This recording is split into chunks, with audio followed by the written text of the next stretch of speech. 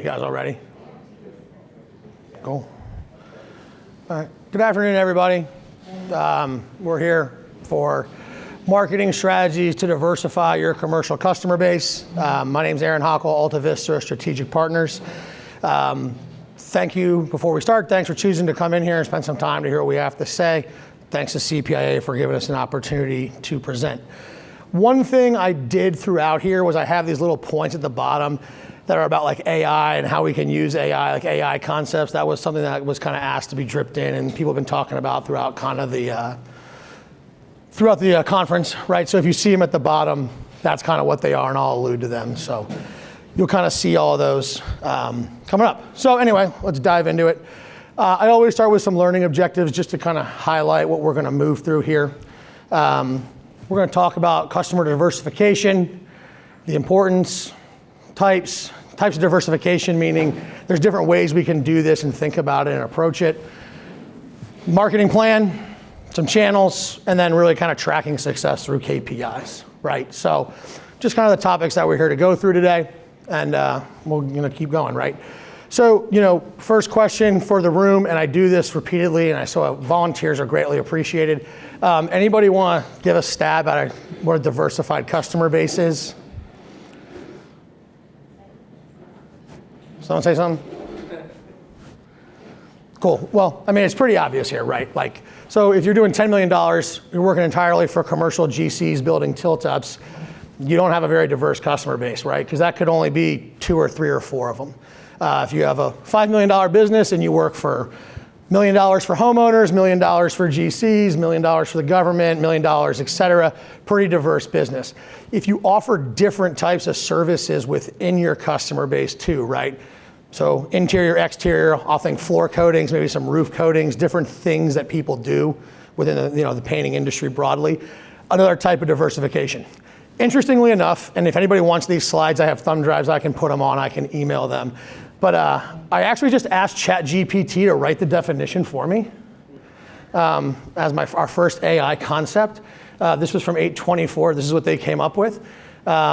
Business strategy serves a wide range of customers, demographics, geographics, industry segments, reliance on a single customer, kind of spreading things out. You can take a moment to read it, but that was my first AI point here. I said, hey, I'm really struggling to write this definition myself. And it's kind of inherent what it is, so I asked them and they wrote it for us. The next thing, right.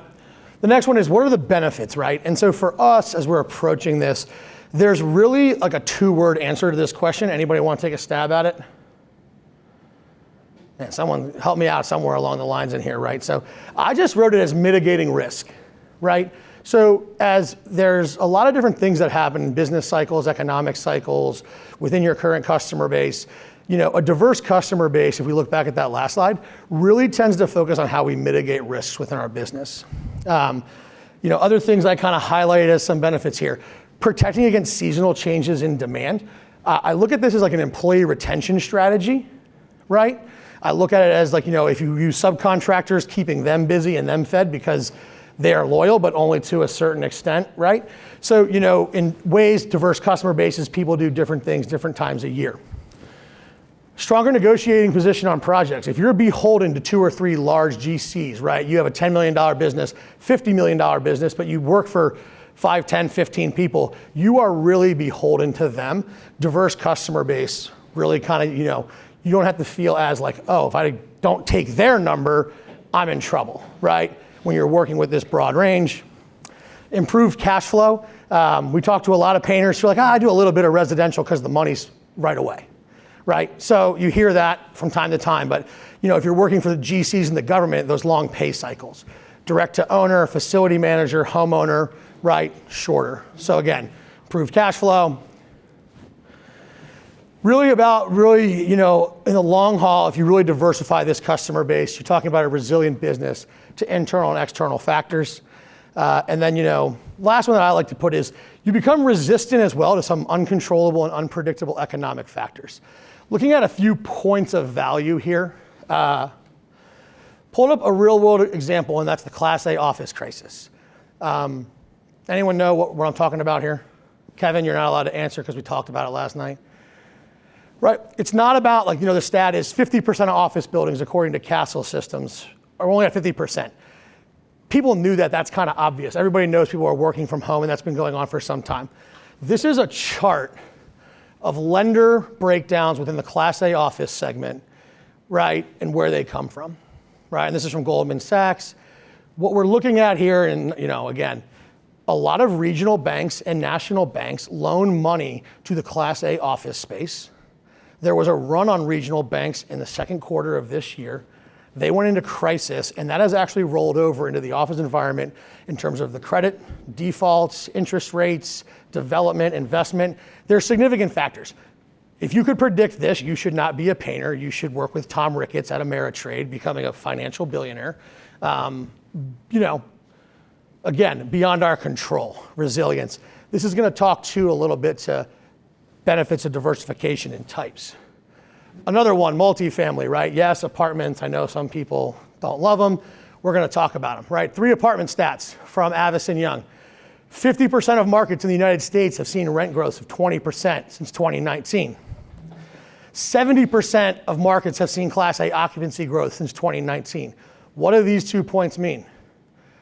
People with Class A apartments are flush with cash, and they're heavily occupied. They have money, and they also need to invest that money due to wear and tear due to higher occupancy, right? We're just highlighting to diversification, right? Maybe you saw all this coming, I didn't. Really interesting note on this last one though. The first half of this year has seen investment levels in the development of multifamily properties sink to the lowest level since 2014. So there's less capital flowing into the development of new construction in the multi-housing space.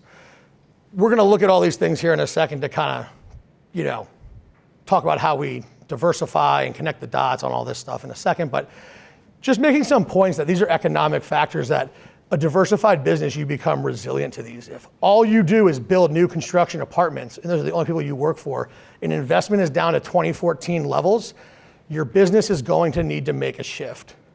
That is going to have an impact on your ability to kind of be where you want, right? So, we're going to talk more about those in a second here, but we really are here, we look at 3 types of diversification, right? Targeting the right type is important. So there's adjacent market expansion, new market, and then related service. I'm going to talk more about each of these. It's kind of a quick sort of placeholder. Adjacent market expansion is really targeting new customers closely related to current customers.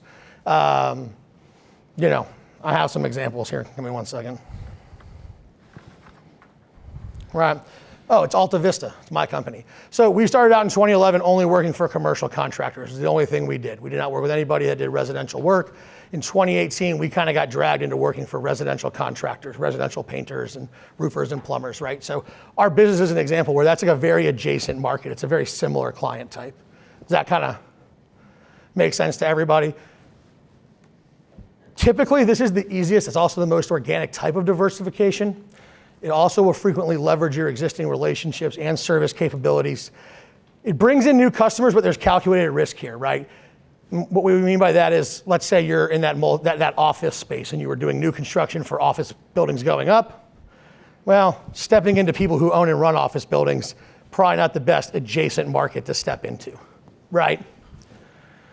Here's my data points, right? So Class A office properties in adjacent markets, right? So think about places that have lots of offices. If you're good at painting, I'm just picking out Class A office buildings that have similar buildings, right? Private colleges, universities, medical office, government agencies, tenant fit out contractors, right? So if you were doing a lot of JLL, CBRE, Class A office work, these are all adjacent markets you could easily start to look into to target, to diversify your customer base. Because conceptually, if you can go paint a Class A office building or a corporate headquarters, you should be able to go paint a medical office building, right? Just kind of natural stuff here. The multifamily construction side, oh no, right? Development's at 2014 levels. That's not great. What could I do? Oh, I could go try and repaint the ones I've already done. Hey, I did this building 7 years ago when they built it. Maybe I can find out who runs it now and go offer to repaint it for them, right? HOA developers and general contractors, people who are building other types of housing units, home builders, student housing, right? Again, you're just sidestepping things that are related They're not the same. Oh, ask ChatGPT, right? If you're really good at painting tilt-ups in industrial buildings, right? Because I know a lot of people love to do those. Tilt-up, precast concrete. Go in there and ask them. So I did it, and I said, hey, can you write me a list of 20 properties that use that type of construction? We got prisons, barns, warehouses, modern religious buildings, private airport hangars, fire stations, water treatment plants, waste transfer stations were all things that ChatGPT said, hey, these are buildings that use precast concrete. So if you're used to playing those like mixed use buildings, everyone knows what I'm talking about, there you go, right? Go, maybe not prisons, but so anyway, just another kind of AI concept. And that's the kind of, these things are all about streamlining our research, right? So if you're like, hey, who else can I work for that's similarly related? Just a way to go. Next area, new market development, right? This is brand new customers. This is, I only have ever worked for the government. I'm gonna go work in the private sector. I've only ever worked for GCs. I'm gonna go work for single family homeowners, right? Which I would not recommend that to anyone. Again, nothing that we're talking about here as an example, like has to make the most sense logically, like most people wouldn't do that. But this is the idea. This is the most challenging type of diversification. AltaVista would be very challenged to go start working for law firms, right? Or to go start doing all the marketing for the Chicago Cubs, right? Now, in your space, there are places that operate a little more similarly, right? But again, there's still challenges of breaking into them.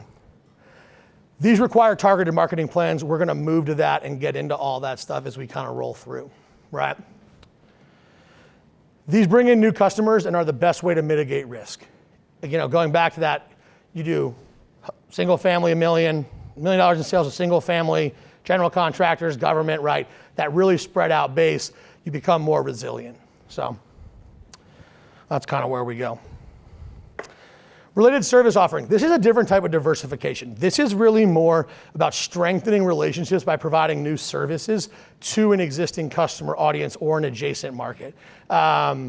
I'm sure there's somebody, maybe hopefully from Sherwin-Williams or PPG in here, you sell a lot of paint, you start selling floor coatings or roof coatings, right? That's a really straightforward example. For people on the painting side, I'm sure there are plenty of people in here that do some floor coating, some paint, you know what I mean? That diversification of service is the other way, because you can strengthen your relationship within, you know, your audience base. There are operational challenges with this, right? Oh, hey, it's really hard for me to compete on something I don't know or do all the time, right? All of these are gonna have challenges to them, right? Again, this would be really, again, require targeted marketing plan to promote a new service. This is another way that is great to diversify your revenue stream, but it also does less to mitigate risk than a brand new customer. So that's kind of the start of the presentation here and all the stuff on the diversification. Does anybody have any questions? Anybody want to ask anything? No, all right. So the next part of here, what we're gonna talk about is really the marketing channels, right? And so building that plan and all those things. So as we talk about building our plan, right, I'm gonna come up, I got 4 steps. Step 1 is really gonna be identify a target audience. This is crucially important. Marketing plan with trackable KPIs, executing that plan over a defined period of time, and then also reviewing our results and our outcomes. I'm gonna try to remember to bring it up. Peyton, who I work with, who's sitting right here, was looking at this morning, and she goes, you really need to emphasize the importance of consistency throughout this, right? And talking to, once you get this plan rolling, it's not a 30-day, it's not a 60-day, the consistency of the effort and all those sort of things. So I wanted to make mention of just, as you're thinking about some of these marketing channels and efforts and campaigns that we're gonna talk about, like, you know, being really consistent on everything. First step, target audience, right? Can't really do any of these things. It's hard to go gain new customers stepping outside of your kind of normal lanes unless you know where you want to go. Arguably the single most important thing, right? Pretty logical, pretty obvious. We need prospect data for adjacent and new market diversification, right? We're going to talk about a few things here in a second. One thing that I recommend as a really straightforward way to do this, on a manageable level is to look into an industry association within the defined target audience. So I wrote down some examples of industry associations that this kind of just came to my head. Connects FM, which is multi-store, multi-location retail chains. The Community Association Institute, HOAs. National Apartments, BOMA, IFMA, IREM, the American Hotel and Lodging Association, American Society for Healthcare Engineering, Associated Builders and Contractors, National Association of Home Builders, Associated General Contractors of America, right? Those were some that just kind of came that I was just able to kind of sketch down pretty quickly. Those titles of those places are pretty obvious. If you decide, hey, I could be a great hotel painter and I want to go paint hotels, well, why don't you go join the Lodging Association as a way to aggregate data? We have a customer, a lot of multifamily in Indiana. They're not here. The Indiana Apartment Association has a little over 2,000 contacts. If you become a member, you get a spreadsheet of here are approximately 2,000 buyers within the state of Indiana, and you get their name, their title, their company, their email, their address, their phone. They're handing you a prospecting list. For our recommendation, if you're not going to hire someone to assist with a bigger scale plan, and you're going to DIY this, and you're going to say, hey, I want to do this, this is how I want to grow, something needs to be manageable, right? Because if you try and go to scale, you try to go to 10 of these things, it becomes really tough, right? So in my examples here, I am going to just say, okay, I'm going to pick hotels. Easy one, we're in a beautiful hotel across the street. I'm sure we'd all like to go work. I'm just going to say we're going to work in there. Say we have 500 contacts. Again, this is just my example as I kind of move through some of this stuff. Let's say you don't want to go down this path and you want to really make your life more difficult. You can certainly look at things like CoStar, Seamless AI, Rocket Reach, Zoom Info, all those data hubs. What I know about all those is this. You can probably join the Chicago Hotel Lodging Association and get their list for probably less than $1,000. A license to use any one of those is going to probably cost you $10,000 plus per year per user. Our experience through most of them is data is about 50% accurate. They scrape, they guess emails, they just pull things off of LinkedIn, they cobble them together, right? So if you're going to attempt to DIY it, right, you're going to, hey, I have a marketing director, I have a sales director, I'm going to task them with this. Going out and joining an association, kind of there's some other benefits there too. But the data is should be pretty clean, pretty accurate, and give you a really good starting foundation. So that's just kind of the recommendation. Certainly those other channels are usable, are viable, just as there's a lot of inherent challenges to them should you not be familiar with them and have really resources to kind of make them work efficiently. I do have an AI point here. Ask ChatGPT, build me a list of professional associations for a property type or industry you want to target. They will just tell you. Here are 10 associations about hotels, right? Pretty fascinating if you haven't checked it out. So I like industry association data. Again, that's our example. I just pulled out some reasons why. Really fast, and we're going to talk about more of these elements here in a second. Email marketing, telemarketing. You can brand your website to establish credibility. You can do online ads. You can attend networking events, trade shows. You can do content marketing, you can contribute, lead a webinar, speak at a conference, right? All these different things really easily and efficiently within a defined audience of people you said I want to do business with. So that makes sense to everybody? All right. I'm gonna have to tell Aaron to start serving like Red Bull or something, like a mandatory, margarita could be another one, right? So we've defined our audience for our talk track. We're going to say we got 500 people. They do hotels in Chicago. Before we launch our campaign, update your websites, right? It's amazing how many times I talk to people and they're like, I do this, this, this. Oh, I didn't know you did any of that stuff because it's not reflected on their website, right? Add a specific page to your target audience, hotel painting, right? Hospitality painting, whatever it may be. If you join the Chicago Association, put it on there. Create a landing page. If you're going to do digital ads, you should have a landing page. This kind of goes into our KPI and tracking stuff.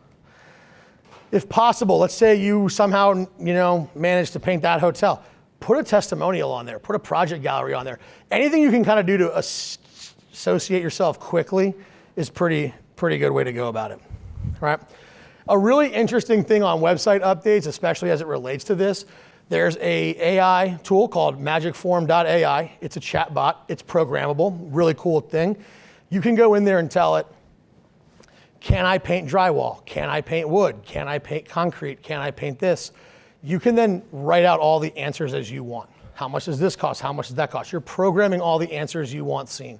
So it will kind of only share and regurgitate information that you're providing to it. It doesn't just go use the web as a whole.